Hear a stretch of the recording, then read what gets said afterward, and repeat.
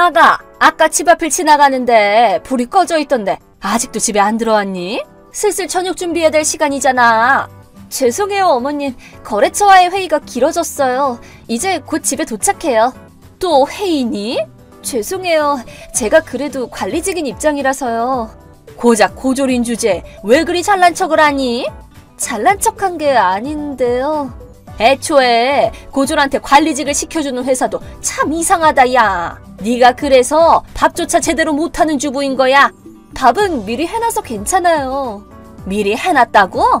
너 동호한테 미리 해놓은 찬밥이나 먹이고 있었니?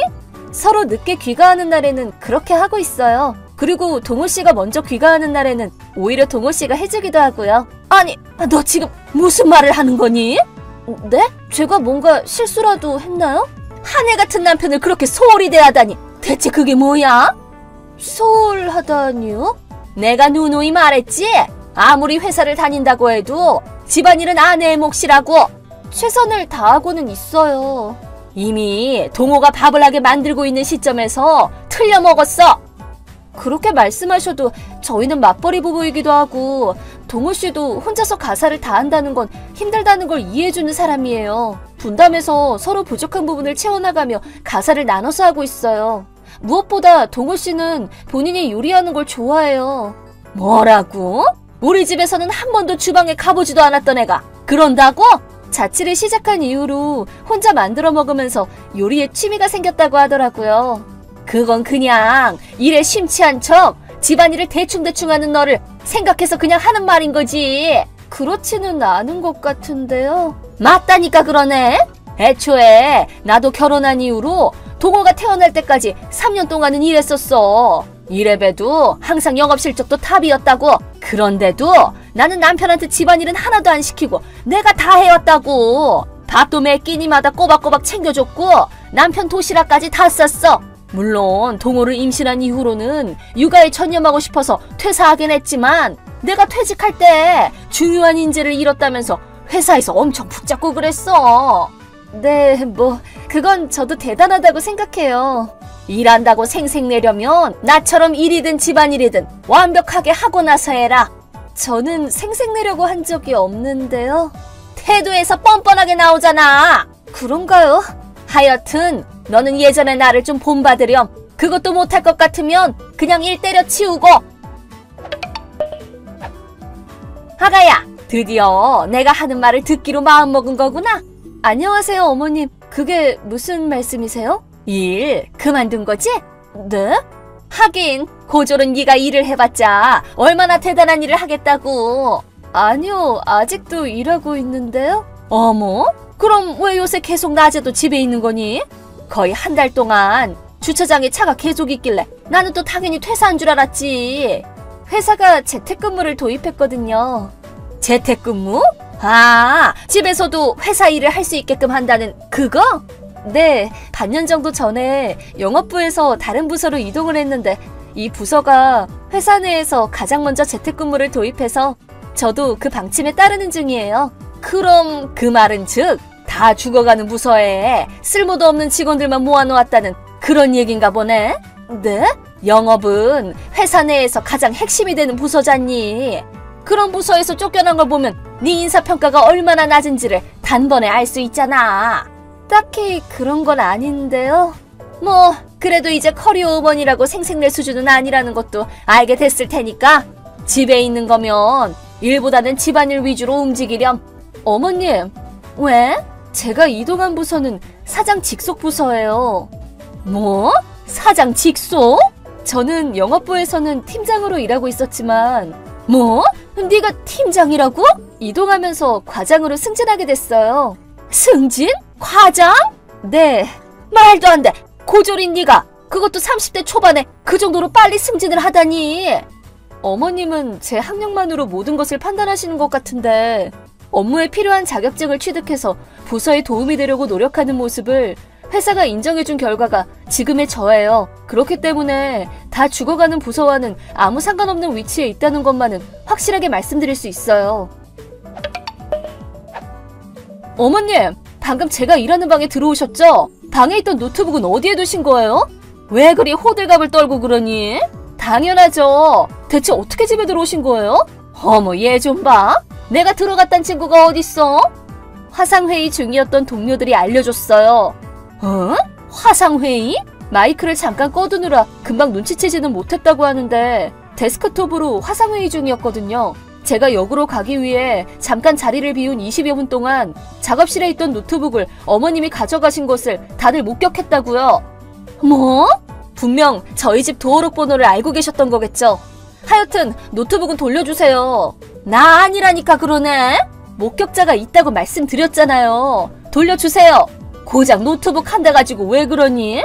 그딴 걸 가지고 있으니까 자꾸 본인이 커리어우먼이라고 망상하면서 살고 있는 거 아니야? 네가 주제도 모르고 그러고 있으니까 내가 며느리 교육하는 셈 치고 이러는 거야. 그래서 우선은 노트북부터 압수한 거고. 무슨 말씀이세요? 얼른 돌려주세요. 뭐 돌려주는 거야 문제없지만 이제 쓰지도 못할걸? 네? 쓰지도 못한다뇨? 화가 나서 화면이고 키보드고 다 박살내버렸어. 왜 그러셨어요? 2번 다시 못 쓰게 해놔야 네 그 정신병이 고쳐질까 싶어서 그랬다. 왜? 그 노트북은 회사에서 지급한 거란 말이에요. 뭐? 회사 비품이란 소리야? 그렇다니까요. 어머, 얘 좀 봐. 회사 노트북을 함부로 가지고 다니면 어떡하니? 네? 그런 거면 나한테 책임이 있는 건 아니지. 네가 책임지고 회사 측에 사과하고 변상을 하든 하렴. 그건 회사 측에서 집에 가져가서 쓰라고 지급한 물건이라니까요. 응? 재택근무라고는 해도 거래처에 방문하는 일도 있고 외근 나가서 일하는 직원들도 있어요. 그럴 때 들고 다니면서 쓰라고 재택근무 대상자 전원에게 지급한 거라고요. 어머님, 지금 어머님이 얼마나 어이없는 행동을 하셨는지 자각을 좀 하세요. 데이터는 백업해뒀기 때문에 다행히 어떻게든 되겠지만 고장난 컴퓨터는 변상해 주셔야 될 거예요. 적어도 120만 원에서 130만 원은 하는 기종이니까 알고 계세요. 나는 모르는 일이야. 그렇게 중요한 걸 집에다 가져다 놓은 게 잘못이지. 그렇게 남탓만 하지 마시고요. 나는 커리어우먼이라는 착각에 빠져 사는 너를 구해주고 좋은 며느리로 바꿔주려고 그랬던 거라고. 제가 말씀드려봐야 통하질 않네요. 선수 교대 좀 할게요. 뭐? 누구랑 교대를 한다는 거야? 아가! 어머니! 저희 며느리가 말했던 선수 교대라는 게 그래, 나다. 여기 나와 계셨어요? 이쪽에 사는 친구랑 만날 약속이 있어서 오늘 밤에는 손주 며느리네에서 자기로 했다. 방금 전에 윤서가 나를 여기까지 데리러 와줘서 지금 집에 도착했는데 지금 이게 무슨 소동이니? 그게 아가, 지금은 세상이 많이 바뀌고 있는 중이야. 그리고 이제는 맞벌이도 당연한 세상이 됐고 나나 네가 살았던 시절과는 경우가 많이 다르단다. 지금은 21세기잖아. 그걸 이해 못하겠으면 그냥 가만히 있거라. 그럼 어머님은 잘 아시나 봐요. 내가 정년 퇴직할 때까지 부장 자리에 있었던 거 벌써 잊었니? 바뀌어가는 세상의 변화를 민감하게 받아들이는 힘은 지금도 그대로 있다고 믿고 있다만. 말 나온 김에 하는 말인데요. 저도 그 정도는 알아요. 그러니? 저는 그저 진정한 커리어우먼이 뭔지도 모르는 며느리를 어떻게 좀 해야겠다 싶어서 그런 거라고요.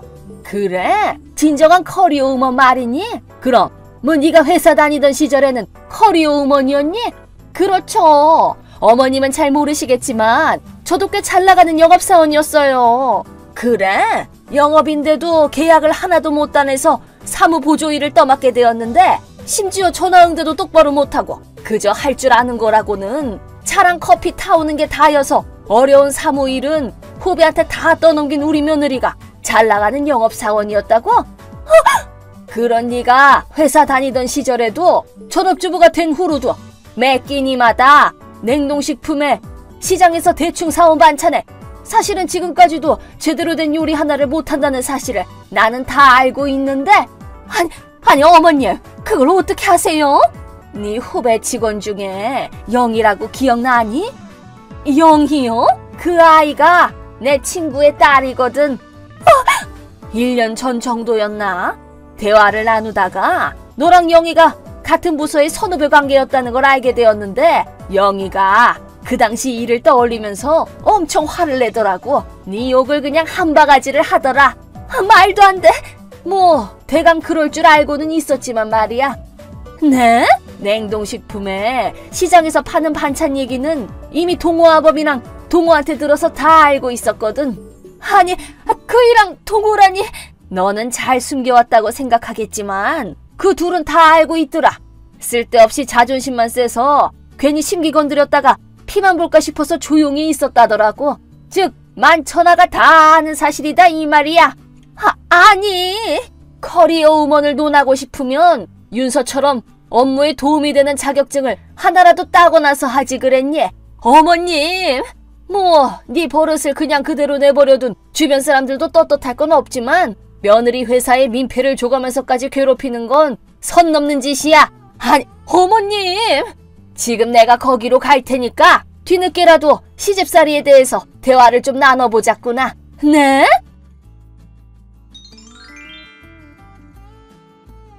시할머니는 은퇴하신 후로도 항상 세상의 흐름도 읽으시고 전자기기도 좋아하시고 핸드폰 게임까지 즐기실 정도로 젊은 감각을 가지신 분입니다. 한편 시어머니는 자신과는 정반대인 시할머니에게 열등감을 가지고 계신지 며느리인 제가 시할머니와 같은 길을 걸으려고 하는 것이 마음에 들지 않으셨던 것 같습니다. 그날 그 연락을 끝으로 시할머니는 곧바로 시댁으로 가셨고 시어머니가 저를 괴롭혀온 실태를 다 폭로하셔서 결국 시아버지까지 시할머니와의 합가를 찬성하시게 됐습니다. 한 달 후부터 같이 사시면서 며느리로서의 교육이 다시 시작되었습니다. 게다가 노트북 변상을 위해 알바까지 하게 되어 익숙하지 않은 일과 동거 생활에 매일 눈치 보며 살고 계신다고 합니다. 안녕하세요, 구독자 여러분. 구독과 좋아요는 채널 운영에 큰 힘이 됩니다. 안녕하세요. 저는 30대 여성으로 결혼정보 회사에서 일을 하고 있었습니다. 이 일을 하고 있다 보면 별의별 이상한 사람들을 다 만나게 될 때가 있음에도 직업정신으로 커플 맺기에 여념이 없었던 저였죠. 저 역시 사귀게 된 남자친구와 동거를 하면서 사실상 결혼이나 다름없는 형태로 지내고 있었지만 결혼식을 올리기 직전까지 가서야 제정신이 아닌 사람임을 깨닫고 결별한 해프닝이 있었답니다. 그 사연에 대해 얘기를 해볼까 해요. 요즘 다들 결혼하고 있는 거 보니까 나도 좋은 남자 만나서 시집 가고 싶은 마음이 굴뚝이야.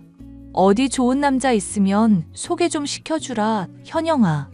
좋은 사람 있다고 해도 결혼하고 나서까지도 좋은 사람인지는 두고 봐야 하는 거 알지? 결혼정보 회사에서 일하다 보면 정말 별의별 케이스 다 겪게 되더라고. 심지어 결혼하겠다고 결혼식 잡아놓고 당일날 결별하는 커플들도 수두룩이야. 그래서 네가 하고 싶은 말은 결혼하지 말라는 거야? 아니지. 나처럼 결혼할 사람에 대해서 동거를 해보라는 거지. 그러면 이 사람이 어떤 사람인지 평생을 함께 할 수 있을지 알 수 있잖아. 아, 그거 지금 남자친구랑 네 얘기구나? 어떠니? 같이 살만은 하고? 남자친구 아니라 남편이라고 불러줘. 나랑 그이 서로 부부처럼 지내고 있거든. 실제로 결혼했을 때도 잘 맞을지 어떨지 알려면 부부나 다름없이 지내야 한다고 생각해서. 그럼 설마 혼인신고도 올리고 결혼식도 한 거야? 아니, 결혼식도 안 했고 혼인신고도 안 했지만 동거한 지 1년이나 됐으니까 사실혼이나 다름없는 관계지 뭐. 양가 부모님도 다 알고 있으니까. 참, 살만하냐고 물어봤었지? 같이 지내니까 몰랐던 점도 많이 보게 돼서 실망도 많이 하고 이런 점은 참을 수 있겠구나 싶은 점들도 있고. 어떤 점이 실망스러운데? 겉으로 보기에는 네 남자친구 완벽 그 자체인 사람이잖아.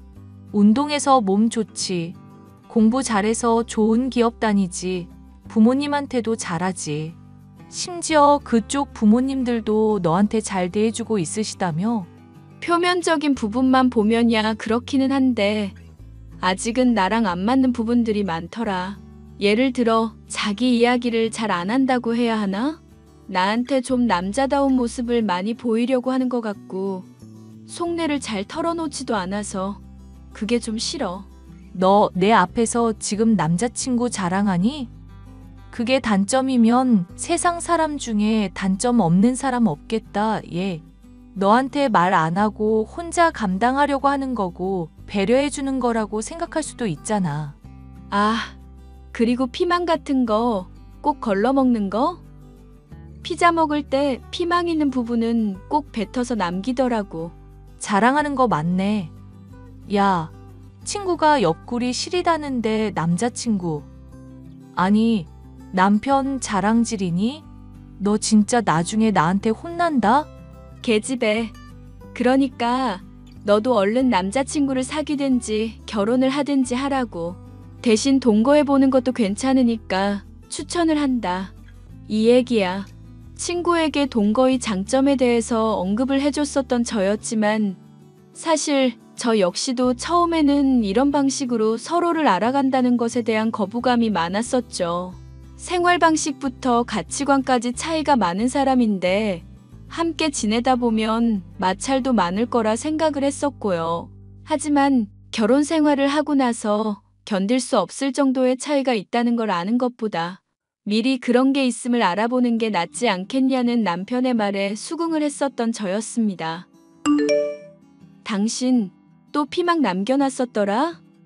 건강에 좋으니까 피자 먹을 때라도 챙겨 먹으라니까 왜 고집을 부려? 내가 한 번 아니다 싶은 건 무조건 아닌 사람인 거 알잖아. 솔직히 그런 식이섬유의 비타민은 다른 과일이나 채소를 통해서 얼마든지 섭취 가능한데 굳이 먹어야 하는 이유를 모르겠어. 내 사소한 고집은 다 양보하고 수긍해주는 사람이 이건 절대 안 꺾이는 게 신기할 정도다. 당신 피망 먹는 거 내가 보는 게 소원이라고 해도 싫어? 종교 가진 사람한테 종교를 바꾸라고 하면 바꿀 수가 있어? 나 피망 안 먹겠다고 고집 부리다가 삭발당하고 집에서 쫓겨났어도 취향 안 바꾼 사람이야. 군대에서도 선임이 먹으라고 시켰었는데 안 먹고 대들었었잖아. 우리 남편 참 고집 강하다. 별 쓸데없는 것에 다 고집을 부리네.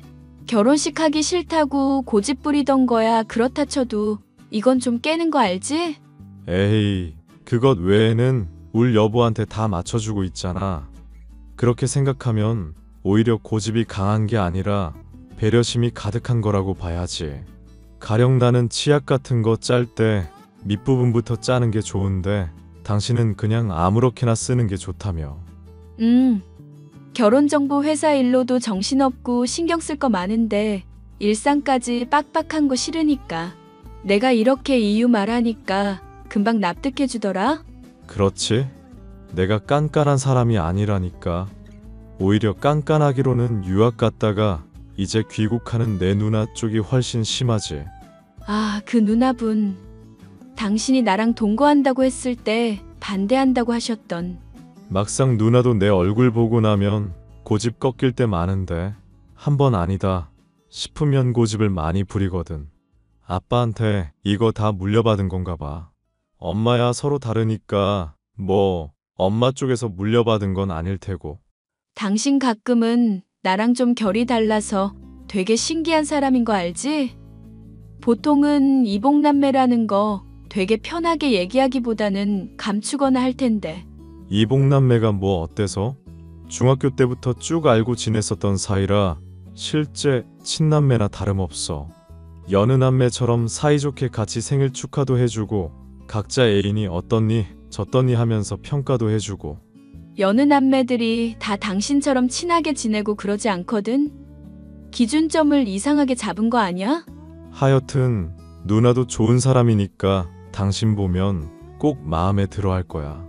유학 끝나서 이제 한국에서 취직도 할 거고 쭉 눌러 살 거 같은데 여자들끼리 친해지는 거 보면 나 정말 좋을 것 같다. 자신의 누나와 친해지면 좋겠다고 말하는 남편의 모습에 저는 당시에는 별 생각이 없었습니다. 같은 여자이니 말이 통하는 것이야 있을 테지만 사람을 가려 사귀었던 저였던지라 성격이 맞지 않을 수는 있겠다 정도로만 생각을 하고 있었죠. 하지만 귀국했었던 남자친구의 누나, 저에게 시누이 될 사람은 저와 성격이 맞지 않는 것을 넘어 제게 분노까지 일으키는 사람이었는데요. 옳게 집 비밀번호 어떻게 되는지 말해줘. 지금 영훈이가 연락을 안 받네. 아, 안녕하세요, 형님. 귀국하신다는 날짜가 오늘이었군요. 귀국한다는 날짜가 그럼 오늘이지 내일이겠어? 왜 당연한 얘기를 하면서 말을 돌려? 묻는 말에나 답을 할 것이지. 죄송하지만 신혼집 비밀번호를 다른 사람에게 공유하기가 좀 그래서요. 시부모님한테도 말씀드리지 않고 있는 상황이고요. 저도 지금 일하고 있는 중이라 집에 가기는 좀 힘들 것 같네요. 나 영훈이 핏줄이고 우리 집 살 만큼 살아.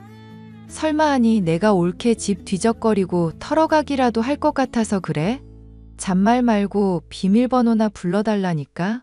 일단은 시부모님 댁에 지내시는 건 어떨까요? 거기도 저희 집에서 지하철로 8분 정도만 가면 도착하는 위치라서 별로 안 멀 테고, 무엇보다 형님 온다는 얘기를 제가 못 들은 상황이라 집이 좀 엉망이거든요. 집이 엉망이면 평소에 잘 정리할 생각을 해야 할 거 아냐. 나 2번 얘기하는 거 싫어하는 사람인데 많이 양보하고 있거든. 집 비밀번호 말해. 이제 더 안 물을 거야. 잠시만요. 일단 남편한테 먼저 물어보고요. 영훈이 연락을 안 받는다니까? 영훈이한테 이미 얘기한 거고 서로 얘기된 줄 알았는데 왜 일 처리가 이래? 결혼정보 회사에서 일하는 게 뭐 대단한 일이라고 사람을 이렇게 혈압을 올리지? 형님, 비밀번호 못 알려드리는 건 죄송한 일인데요. 저 나름대로 지키고 있는 원칙들이 있어서 그래요. 제 부모님한테도 신혼집 비밀번호 말씀 안 드린 상황이고, 남편이랑 저랑만 비밀번호 알고 있는 저희만의 공간이라고요. 그리고 직업까지 비하하시는 건 좀 너무하지 않나요? 저희 아직 얼굴도 서로 한 번 못 본 관계인 걸로 알고 있는데요. 나는 영훈이 프로필 사진으로 옳게 얼굴 많이 봤어. 그리고 직업을 비하하는 게 아니라 팩트를 말하는 건데? 나는 엄마 아빠, 영훈이랑 달라서 빈말은 못하는 사람이야. 솔직히 결혼정보 회사라고 해봤자 그냥 집단으로 중매쟁이질 하는 것에 불과하잖아. 지금 말 다 하셨어요? 형님은 뭐 얼마나 대단한 일을 하시길래요? 영훈이한테 얘기 못 들었구나. 나 인테리어 하는 사람이잖아. 각 잡고 일하면 옳게 1년치 일하는 거 한 달 만에 벌 수 있는 능력자라고. 그렇다고 해서 남의 직업을 그렇게 매도하실 수는 없죠. 다른 사람이 건축하는 사람들 싸잡아서 막일하는 거라 말하시면 기분 좋겠어요? 못 배워서 그런 일 하고 있는 줄은 알았지만 옳게 참 무식한 사람이다. 지금 인테리어를 건축 일이랑 헷갈리고 있는 거야? 물론 그쪽에 포함될 수도 있겠지만 인테리어도 얼마나 분야가 다양한지 몰라서 그래? 됐어. 말을 말자. 말을 마라. 입씨름하는 시간도 같이 없을 사람이랑은 얘기 섞기가 싫네. 다짜고짜 귀국날 집에 비밀번호를 일러달라고 말을 하더니 저의 직업까지 비하하는 시누이. 당연히 첫인상은 최악일 수밖에 없었고, 저는 남편에게 이를 따졌습니다. 형님이 하는 얘기 캡처해서 보내준 거 당신도 다 봤지? 아니, 사람이 유학 다녀오고 공부를 많이 했으면 많이 한 거지. 뭐 이렇게까지 잘난 척을 하신대? 집 비밀번호 안 알려줬다고 이렇게까지 까칠하게 하시면 집에 들이는 거 난 절대 허락하고 싶지 않아. 에이, 누나 자취할 집 알아볼 동안 잠깐 머무는 거라니까 너무 스트레스 받지 말자. 누나가 그때 몸이 좀 안 좋아서 그랬다면서 당신한테 사과해달라고 하더라. 사과는 본인의 입으로 직접 해야 의미 있는 거 아니야? 당신이 나 달래려고 그냥 대충 뭉개는 건지 아니면 정말로 사과의 말을 전하는 건지 내가 어떻게 알고? 그리고 이 신혼집 우리 부모님이 해주신 내 집이야. 엄밀히 따지면 당신 집은 없다고. 부부 사이에 지분을 따지고 앉았어. 적당히 하고 좀 넘어가자. 나도 요즘 많이 정신이 없어서 그래. 일하는 직장에서 프로젝트 때문에 정신도 없는데 당신이랑 누나 싸움 중재까지 할 자신은 없어. 이번 한 번만 당신이 참아주고 이해해주면 안 될까? 솔직히 우리 사이에는 아무런 문제가 없는데 누나 때문에 이렇게 싸우는 것도 좀 아니잖아. 형님은 우리 집에 언제까지 머무시는데? 솔직히 남이나 다름없는 사람이 당신이랑 내가 머무는 공간에 있다고 생각하면 거부감이 들고 불편해 죽겠어서 그래. 와, 무슨 말을 그렇게 섭섭하게 해? 당신이랑 누나가 싸운 거야 안타까운 일이고 첫인상이 서로 좀 안 좋을 일이 있었다는 것도 인정해. 그런데 남이나 다름없는 사람이라니. 혼인신고 안 하고 결혼식만 안 올렸다 뿐이지 당신이랑 나랑은 부부야. 부부. 이 관계 정말로 진지하게 생각하는 거 맞아? 나야말로 물어보자. 우리 둘 사이에서 잘 지내고 있었잖아. 그런데 형님 문제로 이렇게 다투게 되니까 당신 그 고집 부리는 성격이 여기서 또 발동되는 것 같아서 불안해서 불편해서 그래. 피망 안 먹는 거야. 당신이 맘대로 한다고 해도 상관없지만 당신 누나 문제로 고집 부리는 일 지금처럼 또 생기면 정말 나도 참기가 힘들 것 같아서 그런다고. 무슨 고집을 부렸다고 그래? 형님 귀국한다고 할 때 시부모님 집에서 머물게 하거나 호텔이든 어디든 하나 잡으라고 말했었잖아. 그런데 당신이 그럴 필요 있냐면서 오랜만에 누나 보고 싶다고 고집 부렸었던 거 기억 안 나? 솔직히 남매가 만나겠다고 그러고 오래 머물 것도 아니라니까 나는 받아들였고 이해하려고 했어. 괜히 그거 반대하면 나만 쓰레기 같은 사람 될 것 같아서 배려해줬던 거라고. 그런데 배려의 결과가 이렇게 돌아오니까 정말 황당하다. 미안. 배려해줘서 고마운데 이번 한 번만 진짜 좀 참아주라. 내가 당신한테 앞으로 정말 잘할게. 응? 회사 일 때문에 어깨도 뻐근하고 몸도 지금 만신창이인데 이 문제로 자꾸 싸우게 되면 나 정말 죽을 것 같아서 그래. 회사 일을 들먹이면서 감정에 호소해오는 남편의 얘기에 저는 어쩔 수 없이 시누이와의 다툼 문제를 넘어갈 수밖에 없었습니다. 본인의 입으로 사과를 직접 들은 것도 아니고 남편의 중재 역시도 매끄럽지 않았기에 함께 지내는 동안 갈등의 상황은 계속될 수밖에 없었죠. 시누이는 제가 만든 요리를 놓고서도 태클을 걸고 사사건건 트집을 잡으려 들었습니다. 잠깐만, 지금 라면을 왜 이렇게 끓였어? 이거 나한테 이 집에서 빨리 꺼지라는 메시지가 담긴 것 같은데? 물 한번 제대로 먹어보라는 뜻이 아니고서야 이렇게 라면 국물이 한강만큼 가득할 이유가 있나? 저번에 국물 짭조름하게 해드렸더니 이제 곧 취직도 할 거고 면접도 볼 건데 얼굴 붓게 할 거냐고 하셨잖아요. 그래서 건강 생각해서 물 넉넉하게 해서 끓인 건데요. 옆에 놓아드린 김치랑 같이 먹으면 간 얼추 맞출 수도 있을 거고요. 면발에 수프가 어느 정도는 배어 있어야 맛이 있는 거 몰라? 사람이 왜 이렇게 극단적이야? 제가 극단적인 게 아니라 형님께서 너무 까다로우신 거 아닐까요? 남편은 제가 해주는 요리 다 맛있다고 하는데요. 걔가 맛있다고 하는 것도 다 립서비스야, 립서비스. 애가 착해서 다 받아주니까 그게 진짜인 줄 알았나 보네. 하도 맛있게 먹어서 밥 2공기씩 먹은 적도 많아요. 걔가 운동해서 몸 엄청 탄탄한 거 알고 있지? 기초 대사량이 높아서 한창 맛나게 먹을 때는 밥 4공기까지도 먹는 애야. 정말 요리 솜씨 없나 보다, 옳게. 그렇게 요리를 잘하시면 본인이 직접 해 드시는 건 어떨까요? 안 그래도 그러려고 했어. 우리 영훈이가 제대로 밥도 못 먹고 일 나가는 거 보니까 마음이 아프더라고. 내가 하는 거 보고 잘 배우기나 해. 물론 결혼정보 회사에서나 일하는 머리로 얼마나 따라올 수 있을지는 모르겠지만 요리를 해줘도 저를 긁어대더니 오히려 제 남편의 요리를 차리겠다고 하는 시누이.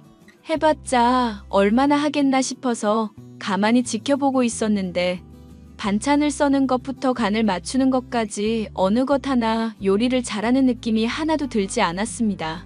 그런데 남편은 시누이의 요리를 맛보더니 최고라면서 제 앞에서 마구 칭찬을 해대고 폭식까지 하더군요. 와, 역시 우리 누나가 해주는 요리가 최고네. 이 맛이 그리워서 내가 군대 갔을 때 하루하루가 지옥이었던 거 알고 있지? 네 입맛이야 내가 잘 알고 있지. 네 여자 취향부터 사소한 거 하나하나 누나가 모르는 거 있어? 추억이다. 진짜. 특히 이 비엔나 소시지 굽기가 너무 완벽하다. 그렇지 않아, 여보? 여기 다 탔고 케첩이랑 같이 버무려서인지 식용유랑 섞여서 느끼한데. 이것 봐. 내가 말했던 대로지? 분명 트집 잡을 거라고 했잖아, 올케. 원래 이 사람이 질투가 좀 심한 편이야. 잘한 거 봐도 잘했다고 인정도 잘 못하고. 누나가 이번만 좀 이해해줘. 여기 피망도 같이 볶아놨는데 먹어봐. 색깔 낸다고 넣었는데 소시지 때문에 느끼한 거 어느 정도 개운하게 잡아줄 거야. 나 피망 싫어하는 거 아는 사람이 왜 이러셔? 내 동생이 반항하는 거 이 누나가 싫어하는 거 알면서 왜 이러니? 누나 기 좀 살려준다 생각하고 하나만 먹어봐. 아오, 내가 진짜 누나니까 봐준다. 시누이의 맛없는 요리에 쌍따봉을 해대는 것도 모자라. 저를 질투 많은 여자라 폄하한 남편. 심지어 그렇게 고집을 부리며 먹지 않는 피망까지 먹어대니 완전 꼭지가 돌 정도로 화가 났었는데요.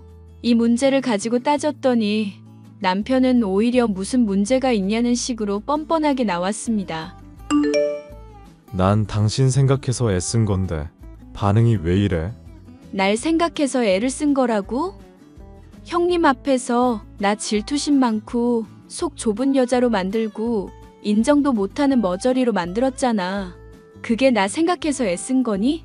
원래 누나가 자존심이 강해서 자기 뜻대로 안 풀리는 걸 못 참아 해.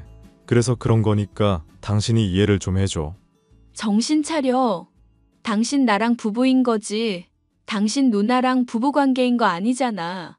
그럼 당신 누나가 나랑 이혼하라고 하면 이혼할 거야? 내가 그렇게 먹으라고 해도 고집 부리던 피망까지 먹고 오늘 정말 당신 낯설다. 가정의 평화를 위해서 힘썼더니 왜 또 그래? 내가 그럼 그 자리에서 피망 안 먹겠다고 하고 고집 부리고 또 싸웠어야 했어?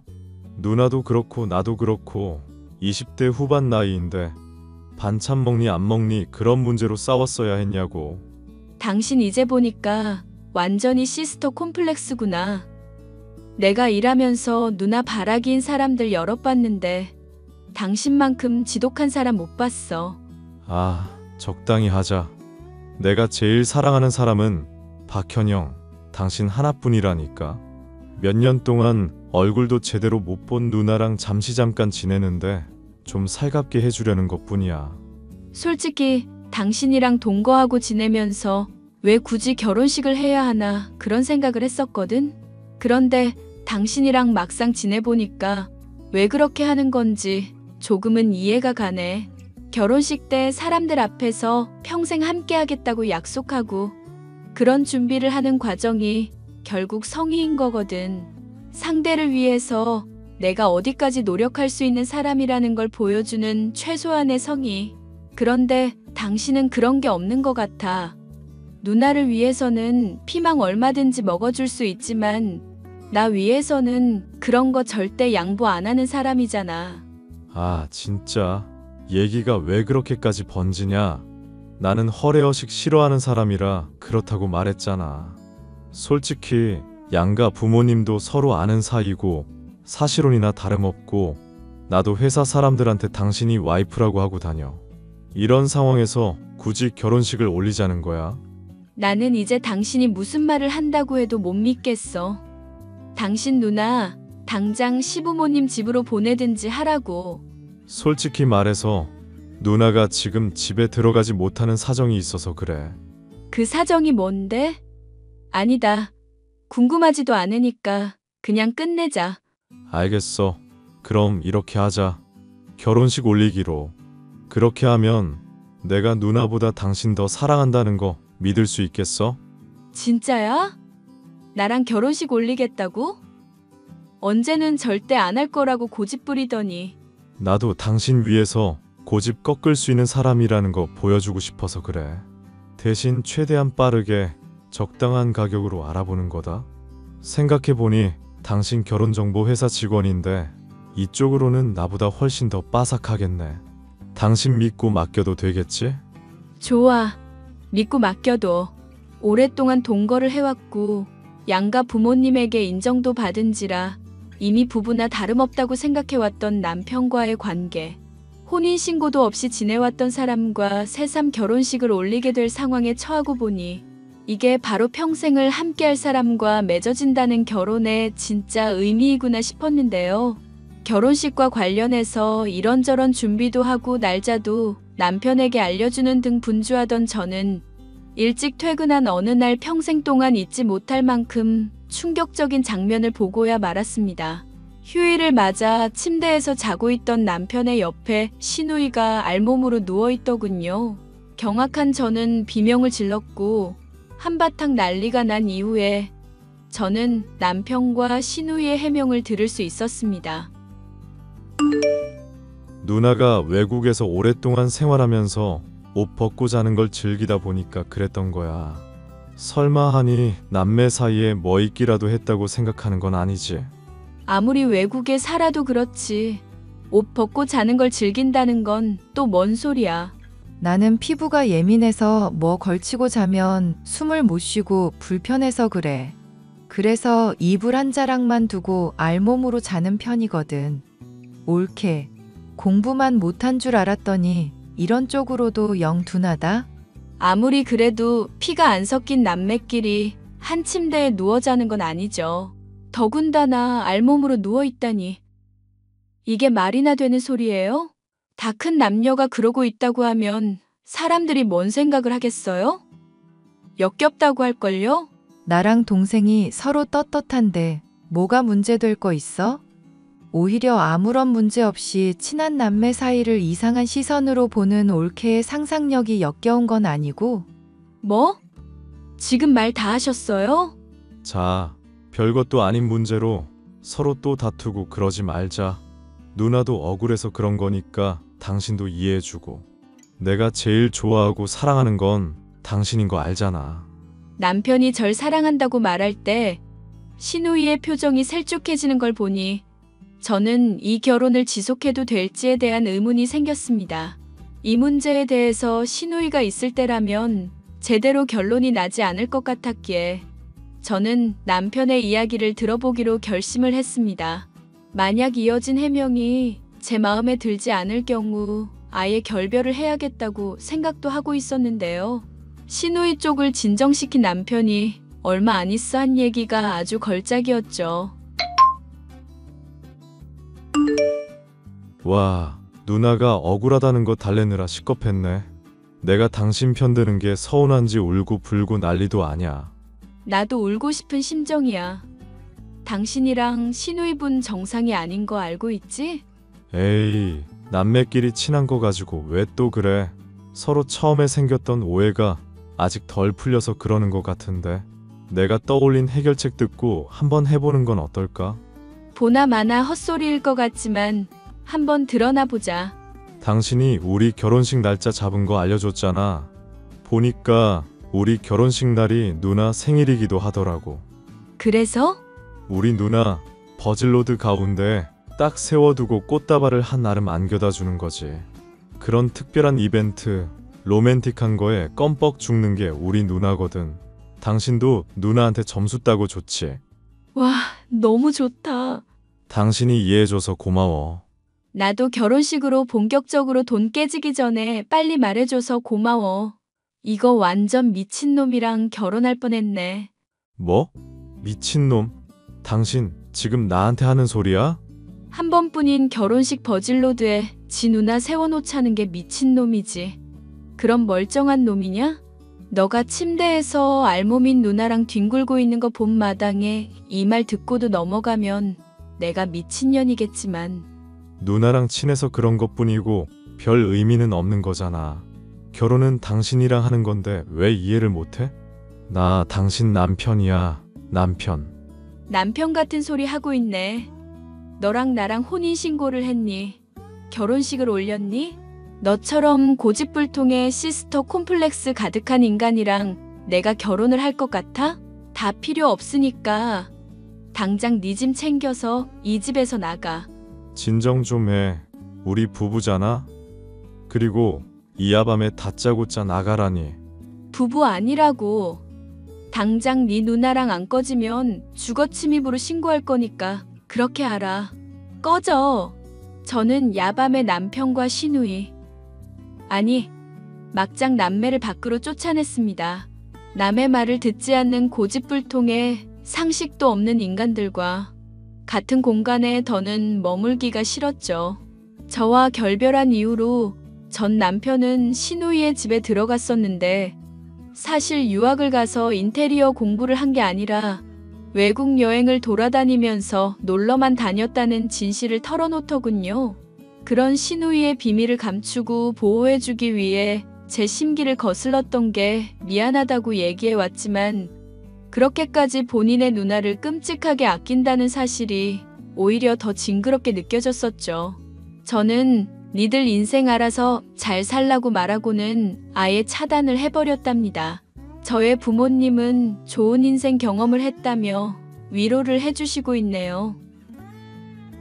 인생을 살아가는 데 있어서 잘 알고 있고 이해하고 있다고 생각한 사람이라도 용납할 수 없는 면이 있구나. 그런 교훈을 얻게 된 막장 남매와의 이야기였습니다. 끝까지 들어주셔서 감사합니다. 안녕하세요. 저는 30대 여자로 스트레스를 받을 때면 달달한 음식이나 매운 걸로 속을 푸는 습관을 가지고 있는데요. 믿을 만한 남자를 찾기 위해 이런저런 사람을 만나오던 제가 결혼까지 약속했던 예비 신랑과는 얼마 전에 이별을 하게 됐죠. 그날로부터 엄청나게 맵고 단 음식들로 매일같이 속을 달래고 있고요. 한때나마 아주 사랑했었던 예비 신랑, 그의 추악하고 열등감 가득한 실체에 대해 알게 된 과정을 누군가에게 꼭 털어놓고 싶어요. 사귄 지도 벌써 1년 넘었는데 아직까지 주말에만 보고 자주 만나지도 못하는 거 너무 힘들다. 그대로 우리 그냥 끝내는 거 어떤가 싶을 정도로 많이 힘드네.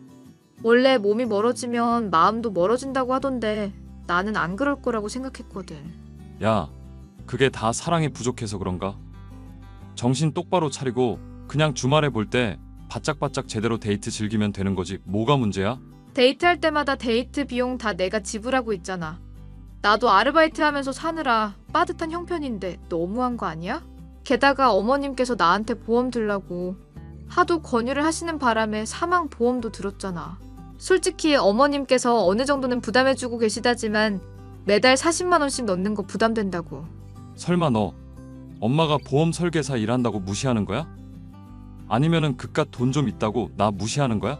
나 변호사 시험만 합격하면 떵떵거리면서 살 수 있을 정도로 돈 많이 벌 거야.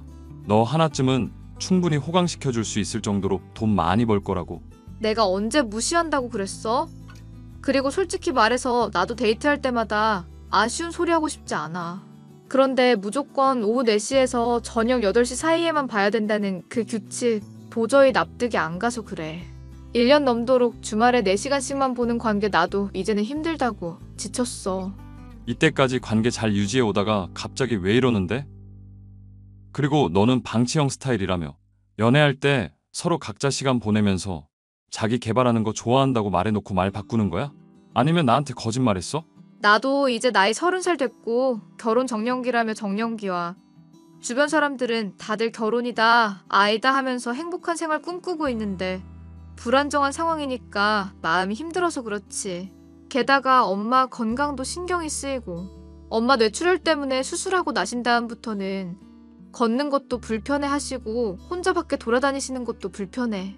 이럴 때 아빠라도 있었으면 좋았을 텐데 그것도 아니고 돌볼 수 있는 사람은 나뿐이잖아. 그럼 내가 어떻게 하면 되는데? 너랑 결혼 약속이라도 할까? 그러면 네가 조금이라도 안심할 수 있겠어? 솔직하게 말해봐. 나랑 사귀는 이유가 뭐야? 네가 좋아서 그런 거지. 주말에 단 4시간을 보더라도 네가 나한테 얼마나 큰 힘이 되는데. 그것 때문에 나도 지금까지 힘든 변호사 시험 공부하면서 버티고 있는 거야. 벌써 4차례나 떨어진 상황인데 조금만 더 힘내도록 하자. 나 이번 시험은 정말 분위기 좋게 잘 준비하고 있어서 그래. 변호사 시험 5번 떨어지면 영구 결격이라고 했던가? 미안해. 내가 괜한 조바심으로 상철이 네 마음 힘들게 했네. 데이트 비용이니 뭐니 쪼잔하게 굴어서 미안. 마음 많이 힘들겠지만 조금만 더 참아. 내가 합격만 하면 자리 잡을 거고 그때는 내가 너한테 받은 것들 죄다 보상해줄게. 너만 괜찮으면 엄마 조만간 한번 만나봐. 우리 결혼식 날짜도 나 시험 친 이후로 미리 잡아두면 좋을 것 같지 않아? 상철이, 너 지금 진심으로 하는 소리야? 나 믿기지가 않는다. 말했잖아. 나는 너 좋아하는 마음 진심이라고. 부산에 살고 있던 저는 우연히 서울에 놀러 갔다가 남자친구를 만나게 되었는데요. 술집에서 친구와 놀고 있는데 제가 호감형의 인상이라면서 먼저 접근해 왔던 남자친구는 대화도 유창하게 잘 이끌어 나가고 얼굴도 잘생긴 사람이었습니다. 장거리 커플이란 것 때문에 오후 4시부터 저녁 8시 사이 딱 4시간밖에 데이트를 하지 못한다는 것을 제외하면 크게 불만은 없는 관계였죠. 그런데 제가 한 번은 맹장이 터진 일이 있었는데도 시간에 딱 맞춰서 이동을 해야 된다면서 저를 서운하게 한 일이 있었는데요. 그 일로 인해 제가 연락을 받지 않자 예비 시모가 연락을 해오더군요. 상철이한테 많이 실망한 일이 있었다며. 그래도 너희 부부나 다름없는 관계고 1년이나 사귀었으면 알 거 다 아는 사이 아니냐? 한 번쯤은 넘어갈 수도 있는 일인데 너무 그러지 않았으면 좋겠구나. 어머님, 저도 그 사람이랑 결혼까지 생각하고 있는 관계라서 어쩔 수 없다는 거 알고 있어요. 이해하려고 노력도 많이 하고 있고요. 근데 제가 맹장 터졌는데도 응급실 데려다 주는 거 하지도 않고 그냥 가버린 모습에 너무 실망이 크네요. 내가 너한테 이렇게 연락하는 건 내가 정말 좋은 애라고 생각해서 그러는 거다. 혹시나 오해하지 말고 듣거라. 내가 보험 해지할까봐 이런 얘기하는 거 절대 아니라는 거 이해해주면 좋겠구나. 알겠니? 당연히 알고 있죠. 그런데 그날 저 맹장 터지고 너무 서러워서 하루 종일 울었어요. 저는 연인이든 부부든 신뢰라는 게 중요하고 서로를 위해서 얼마나 헌신할 수 있는지가 중요하다고 생각하거든요. 그런데 그런 상황에서 저버려두고 뭐 하러 가는지도 모르겠는데 8시에 바로 가니까 제가 이해가 안 가서 그래요. 그러면 어쩔 수 없이 이야기를 너한테 해야겠구나. 사실 상철이 아버지가 죽으면서 빚을 많이 남겨놓고 갔단다. 그 빚을 갚느라고 지금 상철이가 혼자 노력하고 있는 중이고 과외하랴 공부하랴 걔가 혼자서 얼마나 고생이 많은지 내가 마음이 아프다. 보험 설계사 일해봤자 얻는 수입도 빠듯한 수준이고 결국 상철이 뒷바라지하는 거로 다 퍼붓고는 있는데 감당이 안 되니까 너무 힘들구나. 아, 네.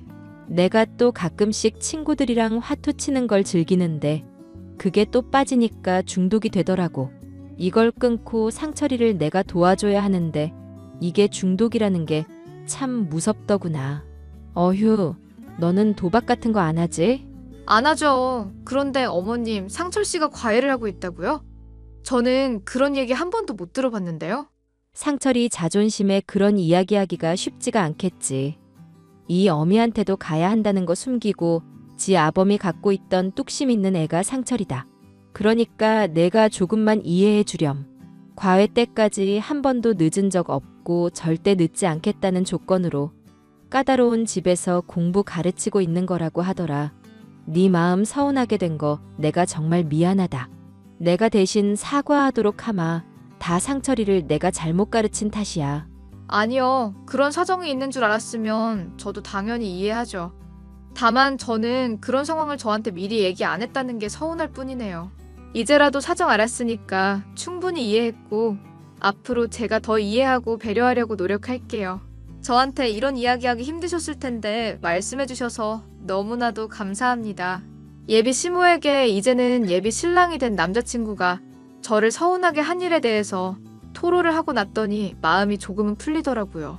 그런데 한편으로는 의문이 있었죠. 예비 신랑이 분명히 과외를 하고 있는 상황이라고 했는데 가방에는 교재라고 할 만한 것들이 없었거든요.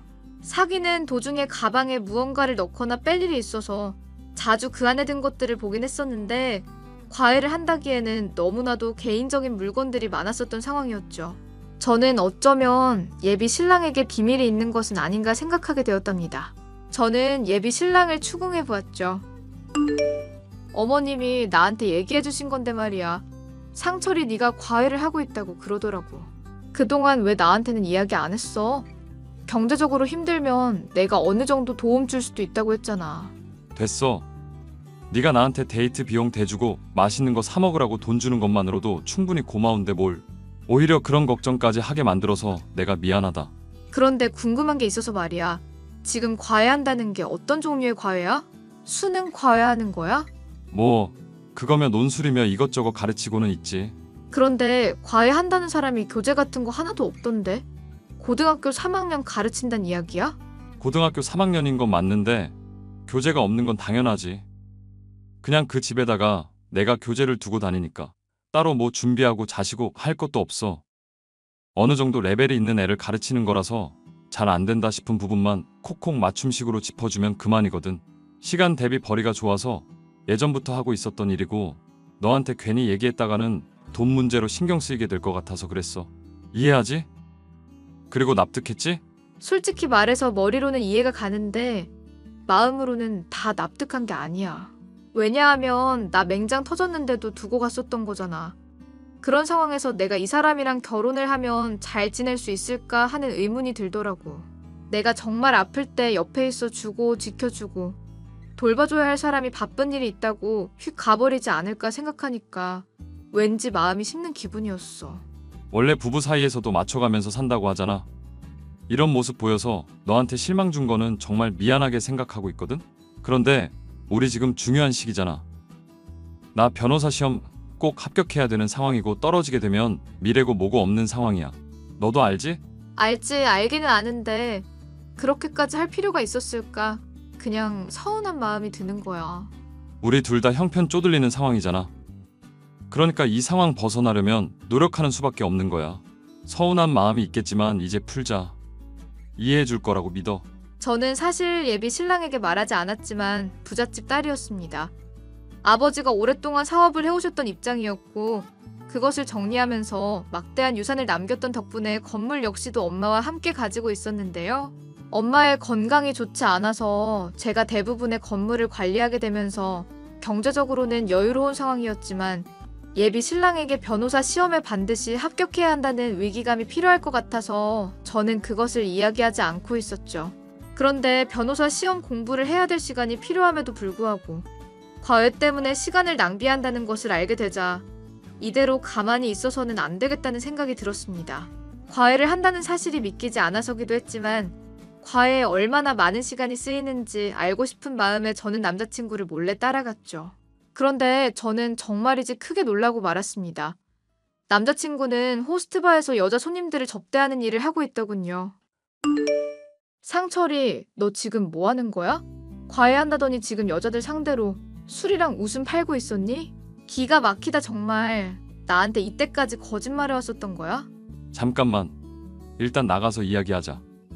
나가면 내가 다 알아듣게 설명해 줄게. 알아듣게 설명할 필요도 없고 내가 다 알았어. 내가 어떤 사람인지 똑똑히 알았으니까 이제 말 걸지도 말고 다시는 연락할 생각하지 마. 우리 끝이야, 끝. 누구 멋대로 끝내.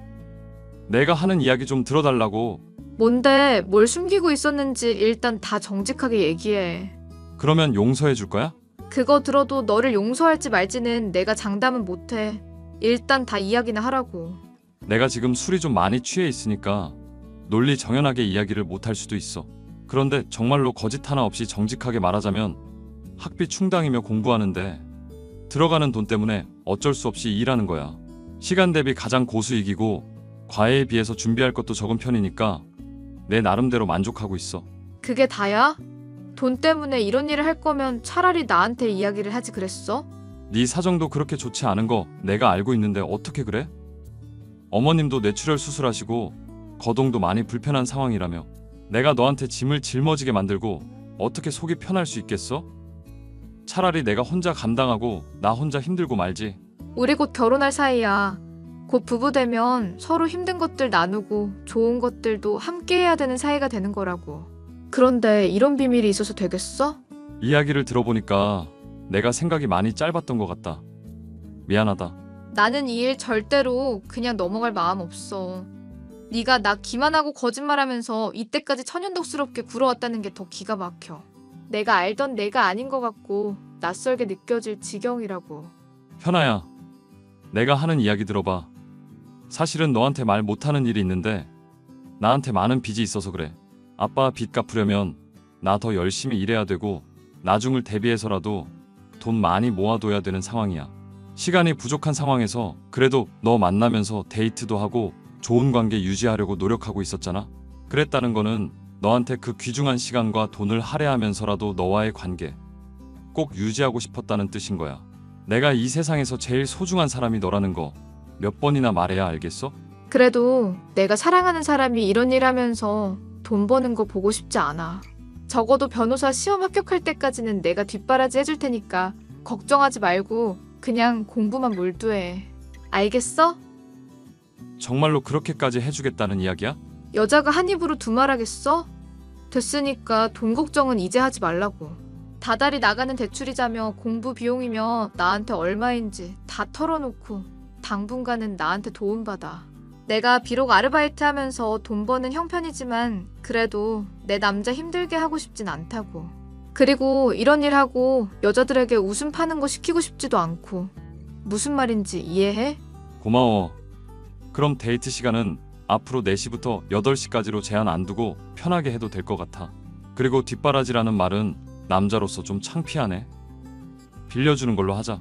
빌려주는 걸로 해. 그럼 어쨌거나 나랑 만날 시간 제한 푼다 어쩐다 하지 말고 그 시간이라도 아껴서 공부에 몰두해.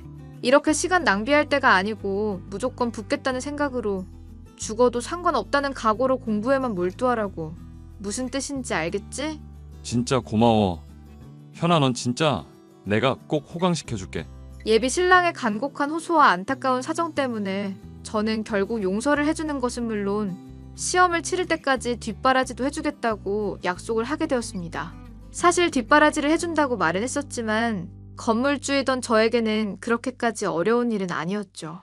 단지 예비 신랑에게 제가 건물주이며 사실은 경제적으로 넉넉하다는 사실을 어떤 타이밍에 어떻게 설명을 해야 될지에 대해서는 고민이 되었지만요.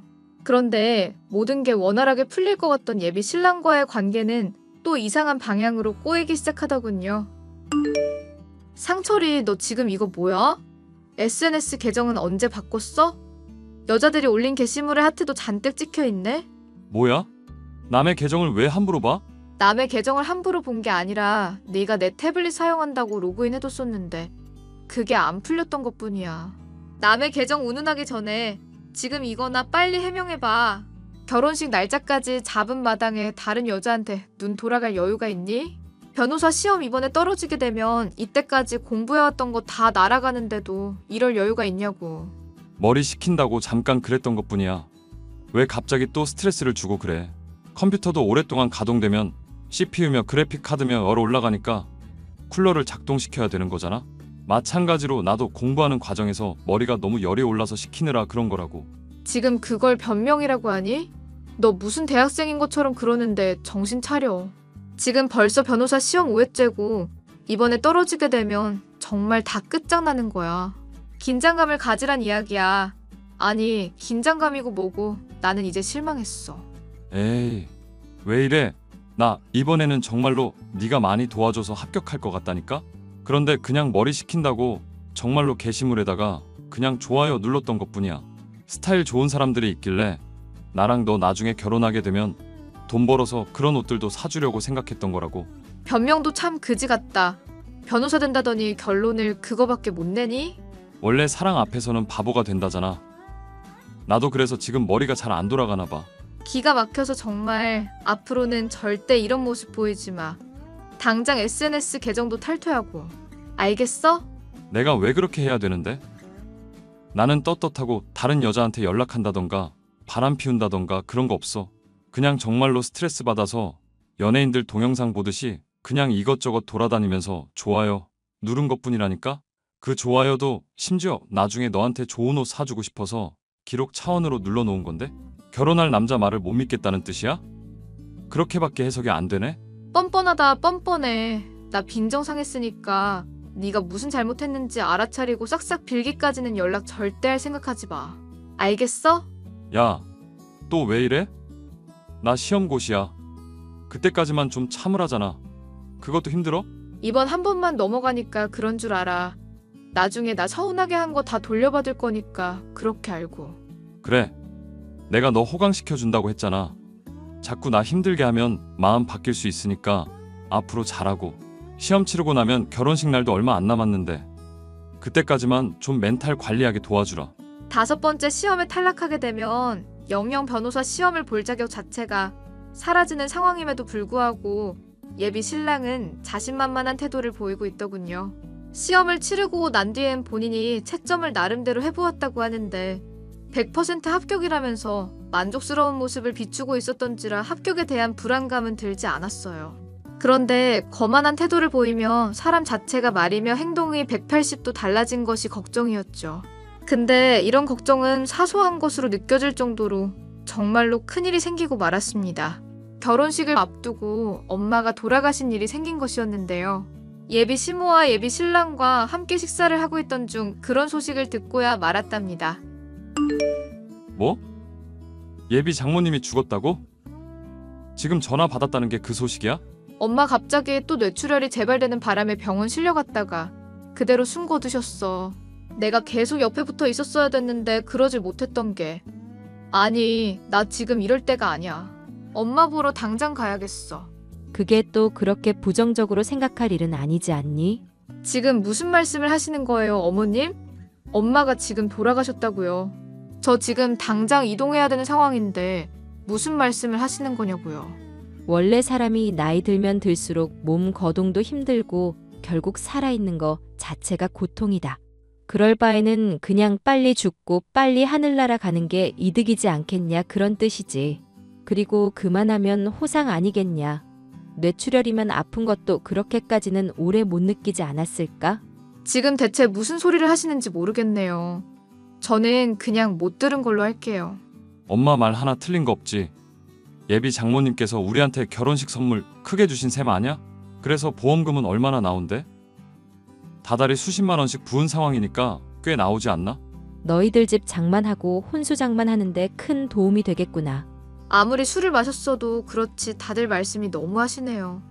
지금 엄마가 돌아가셨다고요. 그런데 보험료 얼마 탈지 얘기를 하시는 거예요? 이미 돌아가신 분인데 뭐 그렇게 슬퍼하고 앉았어. 살 사람은 살아야지 않겠어? 참, 그 보험료 우리 곧 부부니까 당연히 반땅하는 거 맞지? 계산은 정확하게 하자. 꺼져 미친 새끼야. 네 놈이랑은 당장 파혼이야. 파혼이라고. 나한테 그런 이야기 했다가 후회할 텐데. 나 이제 변호사 된 거나 다름없고 고작해야 아르바이트 하면서 하루하루 살아가는 너랑 다르게 떼돈 벌면서 인생 완전 잘 나갈 입장이야. 그런데 미친 새끼라고 했니? 이때까지 나한테 한 게 고마워서 결혼해 주려고 했는데 고작해야 이런 모욕도 감당 못한다면 내 마누라로는 좀 무리가 있겠는데? 그치? 엄마? 나도 상철이 너랑 똑같은 마음이다. 결혼하게 되면 부부가 힘든 일 얼마나 많겠니.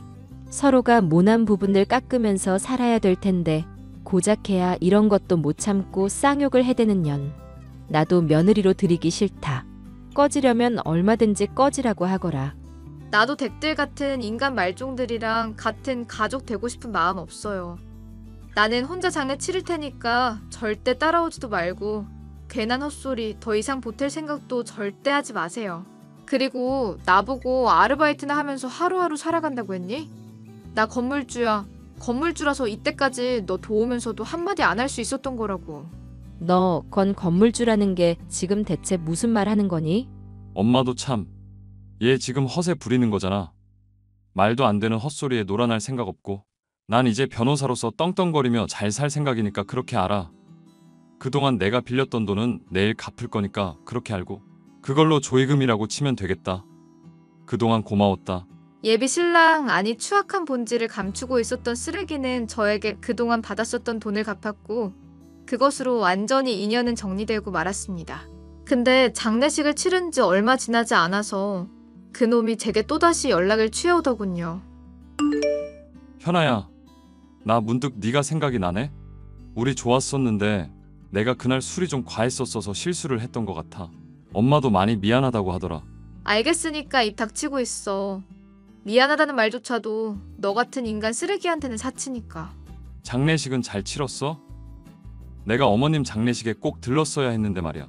그런 얘기 나누고 싶지도 않고 앞으로도 영영 보고 싶은 마음도 없으니까 끊어.